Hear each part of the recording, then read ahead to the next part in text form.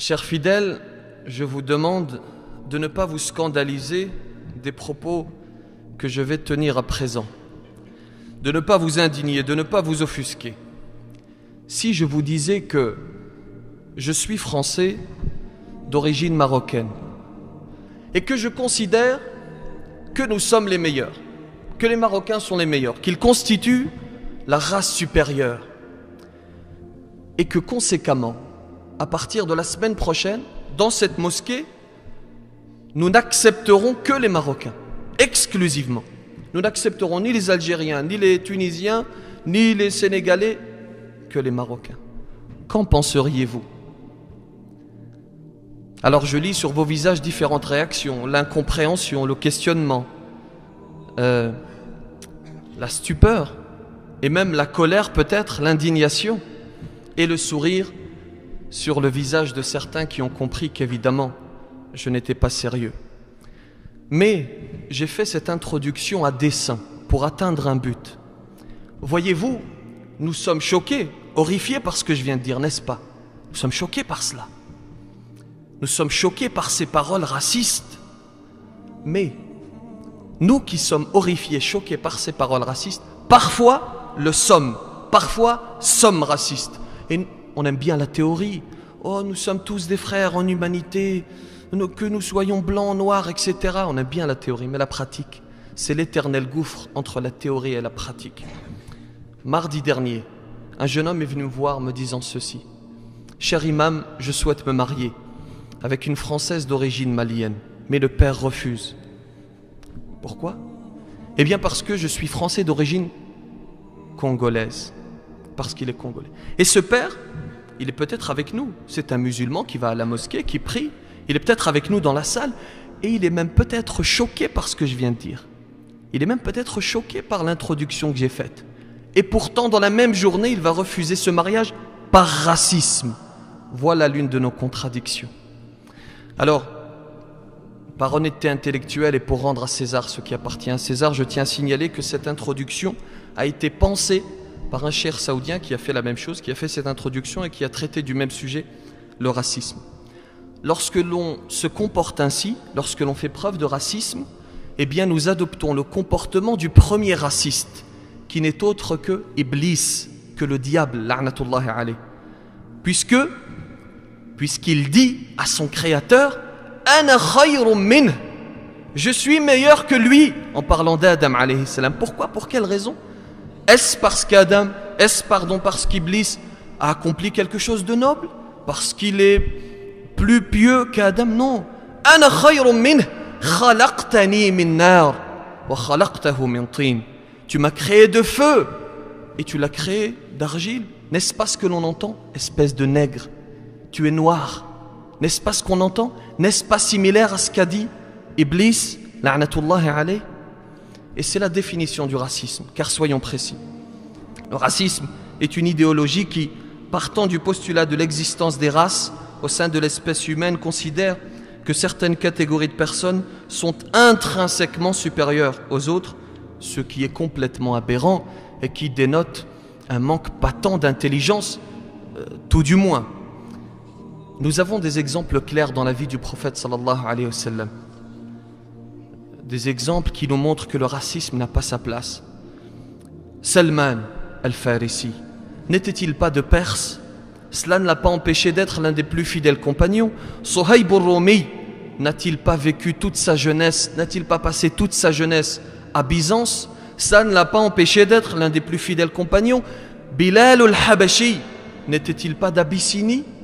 Cela ne l'a pas empêché d'embrasser le destin que vous connaissez. Cela ne l'a pas empêché d'être l'un des plus grands compagnons du prophète sallallahu alayhi wa sallam. Pourtant, il y avait une forme de racisme à l'époque même de notre prophète. Abu Dharr, que vous connaissez certainement, qui est un grand compagnon, va interpeller Bilal ibn Rabah al-Habashi dans ces termes en lui disant « Ô fils de noir !»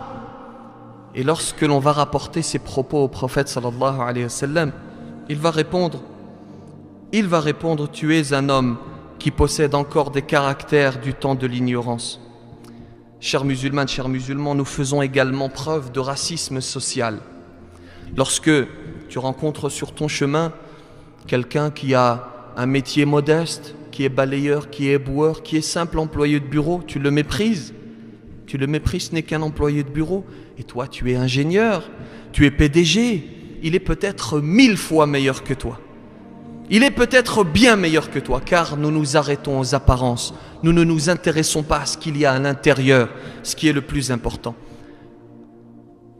À l'époque du prophète sallallahu alayhi wa sallam, lorsque cette femme qui avait un métier, on va dire, modeste, elle était chargée de nettoyer la mosquée, ce qui est un métier très honorable. Lorsqu'elle va décéder, ils ne vont pas prendre la peine, les compagnons ne vont pas prendre la peine d'informer le prophète sallallahu alayhi wa sallam. Et il va se mettre en colère. Et il va aller refaire salat al-janaza, la prière mortuaire, pour honorer cette femme, pour montrer qu'il n'y a pas de différence, pour d'ores et déjà, à son époque, nous interpeller, nous dire « Ne faites pas preuve de racisme social, il peut être bien meilleur que toi ». L'islam nous montre cela, nous montre ce combat contre le racisme. Dieu dit dans le Coran « Ya ayyuhan nasu inna khalaqnakum min dhakarin wa untha » إنا خلقناكم من ذكر وأنثى وجعلناكم شعوبا وقبائل لتعارفوا إن أكرمكم عند الله أتقاكم Inna Allah alimun khabir. Et à chaque fois que tu fais preuve de racisme, tu vas à l'encontre de ce verset, puisque tu es en train de dire le plus noble, ce n'est pas le plus pieux, mais c'est celui qui est blanc. Ou alors si tu fais preuve de racisme social, c'est celui qui a un poste très élevé. Dieu te dit, celui qui est le plus noble, c'est celui qui est pieux. Vous avez également des paroles prophétiques qui viennent corroborer les versets coraniques. Le prophète sallallahu alayhi wa sallam dit dans son sermon d'adieu: ô gens, vous avez un seul Dieu et vous venez d'un seul Père. Il n'y a pas de différence entre un arabe et un non-arabe, ni entre un blanc et un noir, si ce n'est par la piété. Mais appliquons cela, de grâce appliquons cela. On entend cela depuis que nous sommes enfants. Mais où est l'application lorsque j'entends que l'on refuse un mariage parce qu'il n'est pas du même pays, parce qu'il n'est pas de la même ville, parce qu'il n'est pas du même quartier? Est-ce cela l'islam? Il y a également cette histoire de Julaybib, un compagnon du prophète sallallahu alayhi wa sallam. Dieu lui a accordé une apparence peu agréable. On raconte qu'il était laid, qu'il était difforme et qu'il n'avait pas de famille, qu'il n'avait pas de clan. Un misérable. Un misérable en tout cas aux yeux des gens qui le critiquaient, des gens qui se moquaient de lui.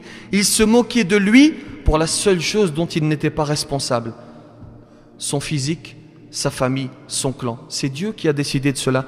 Donc ceux qui se moquaient de lui se moquaient en réalité du choix divin, disaient en réalité à Dieu: pourquoi as-tu décidé de le créer ainsi? C'est Allah tabaraka wa ta'ala qui a décidé de le créer ainsi. Et il va trouver un ami qui n'est autre que le prophète sallallahu alayhi wa sallam. Le prophète va l'accepter, va l'accorder, va le recevoir, va l'accueillir à bras ouverts. Et il va être l'un des compagnons du prophète sallallahu alayhi wa sallam. Et un jour, le prophète va lui dire: Julaybib, ne veux-tu pas te marier? Julaybib va dire: mais évidemment, mais qui voudrait de moi? Je ne vaux rien. Et là le prophète va lui dire: détrompe-toi, tu vaux beaucoup auprès d'Allah tabaraka wa ta'ala. Parce que nous nous intéressons, je l'ai dit tout à l'heure, nous nous intéressons à l'extérieur, à la lumière extérieure, et nous oublions la lumière intérieure. Parce que, certes, il était peut-être sombre à l'extérieur, mais il était très lumineux à l'intérieur. Et vous en avez beaucoup qui sont très lumineux, très beaux. L'apparence est très belle, mais l'intérieur est si sombre. Et pour ne pas généraliser, il y a des gens qui sont lumineux à l'extérieur et à l'intérieur, et il y a des gens qui sont sombres à l'extérieur et à l'intérieur. Le prophète, que la paix soit sur lui, va aller voir un père de famille et lui demander la main de sa fille, une jeune fille très belle, une très belle jeune fille. Et ce père de famille va dire, eh bien, je vais soumettre cela à ma famille, son épouse, sa fille. La maman de son épouse, donc la maman de la fille, va refuser, va dire, tout mais pas Julaybib. Puis parce qu'elle s'arrête à l'aspect extérieur. Elle s'arrête à cet aspect extérieur, cet aspect peut-être obscur extérieur. Et la fille qui entend cela va venir et dire, mais est-ce une recommandation du prophète sallallahu alayhi wa sallam? Ils vont dire oui. Vous savez ce qu'elle va dire? Elle va dire, je ne veux personne d'autre que Julaybib. Je ne veux personne d'autre. Comment refuser quelqu'un qui a été recommandé par la meilleure des créatures sur terre? Comment refuser ce Julaybib? Elle va se marier avec Julaybib et quelque temps après, il va décéder au cours d'une bataille. Apprenons, chers musulmanes, chers musulmans, ce principe à nos enfants, ce principe d'égalité entre les hommes dès leur plus jeune âge. Et je vais terminer par cette citation que vous connaissez certainement de Mandela qui disait « Personne ne naît en haïssant une autre personne à cause de sa couleur de peau ou de son passé ou de sa religion. Les gens doivent apprendre à haïr. Et s'ils peuvent apprendre à haïr, on peut leur enseigner aussi à aimer, car l'amour n'est plus naturellement dans le cœur des hommes, de l'homme que son contraire. Qu'Allah tabaraka wa ta'ala nous aide à combattre le racisme. Qu'Allah tabaraka wa ta'ala nous aide à réaliser cette égalité entre les hommes. Allahumma hdina fi man hadayt, wa afina fi man afayt, wa tawallana fi man tawallayt. Assalamu alaikum, alaikum, yeah.